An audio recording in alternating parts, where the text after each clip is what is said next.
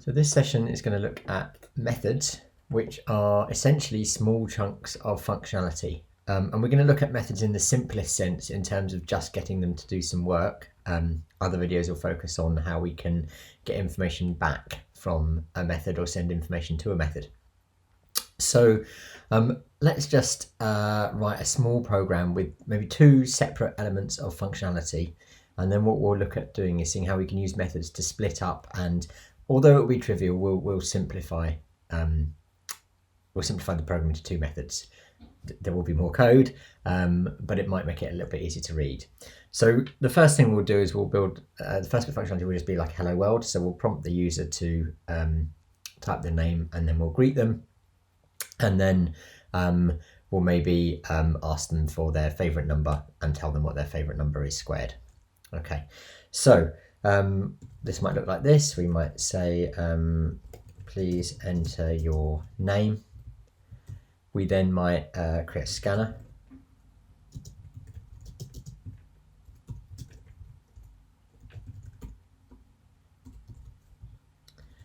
We might use a scanner to get the next line. So string name equals scanner dot next line. And then we'll print out hello name. Okay, and then the second part of our program is going to ask them for their favorite number.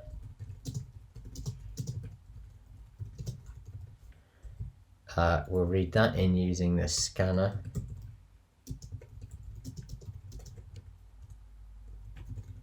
What am I doing? We've already got a scanner. I can just use it, can't I? Int scanner equals, let's try again. Int number equals scanner dot next int. We'll clear the next line that's sitting in the buffer, and then we'll square it. So int result equals number times number, and then we'll print out your favorite number. Tell me if I could spell favorite correctly. Favorite number squared is plus result. Okay, we'll just test that, make sure it does what we expect. So we'll hit run.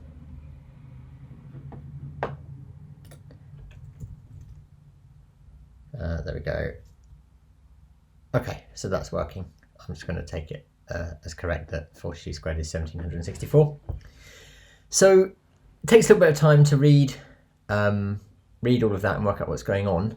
But essentially this bit of code is greeting the user, and this bit of code is squaring user's favorite number.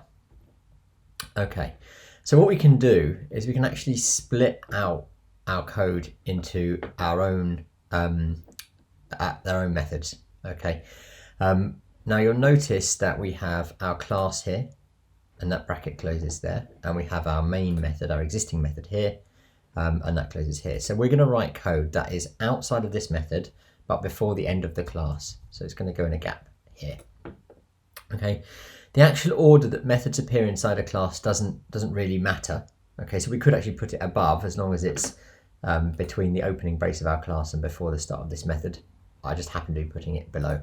Okay, so when we create a method, at the moment we are working from a static method, and this piece of logic it doesn't need to belong to any particular object. So essentially we're working in a static method for now until we look at object orientation. We're going to create a method that is static, which will make it easy for us to use that method from inside this static method. Okay. You will notice this one is marked as public, which means we can call this method from anywhere. Okay.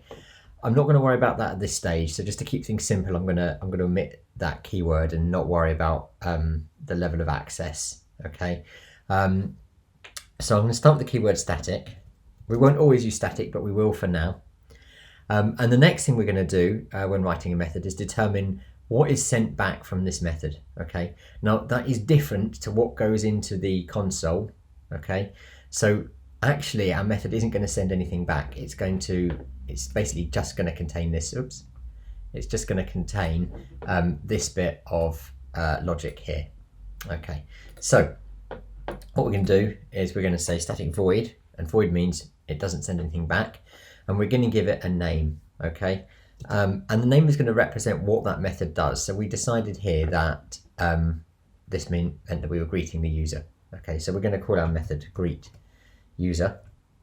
You'll notice that the main method up here has what are called some arguments or some parameters. These can be used to give information to the method so that it can do something. Again, we're not going to worry about at that stage. So to make it clear that this is a method, we need an open and closing set of brackets, but we're not going to put anything in them. Okay, and then the final thing we do is we put a brace and an associated closing brace. Okay, and then what I can do, I can literally, there will be a problem with doing this, which we'll see in a minute. We can cut this code here, okay, and we can paste it in there. Okay, and you'll notice there is a problem here because I've taken the creation of the scanner out, and this bit of code also needs a scanner. So for now, and this is not necessarily the best way of doing it, I'm going to copy this and put it back up here.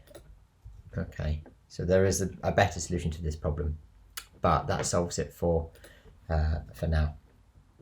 I'm then going to repeat the process. I'm going to create another method that is going to square the user's favorite number. Okay, so same process again, static void square user number. Okay, so the method name describes roughly what the method does. Again, we're not going to need any information in order to be able to do that because we can get it all from the user directly. We have our braces, and then I'm literally going to cut this code and paste it in here. Okay, so apart from these comments which are now gone, we have got nothing in our main method. Okay, and I just want to show you that if I run it, nothing happens. Okay, and we can consider why in a second. Okay, so nothing has happened, and that's because this is configured to run the main method. Unless we deliberately try and use these methods, nothing happens. Okay, so if I want to use the method, I use it by name, I start typing, it will pop up, it knows that I've created it, it will suggest it to me, so I can say greet user, and then I can call the second method square user number. Okay, so now if I run it, we get to here, it jumps, it executes this bit of code, it goes back to here, it then goes to here and executes this bit of code. So if we run it again, we get our first bit of code, we get our second, and then it finishes.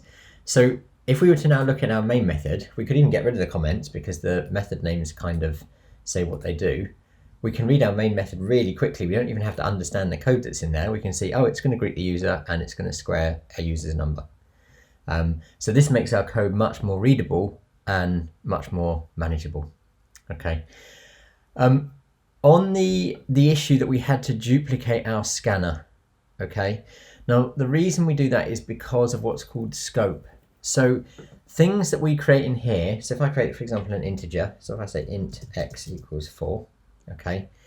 This only exists, like when we do loops or if statements, inside these braces. So if I tried to reference x here, it's going to pop up and it's going to say, you know, it can't find the symbol, can't resolve symbol x. Okay, so we can get around that.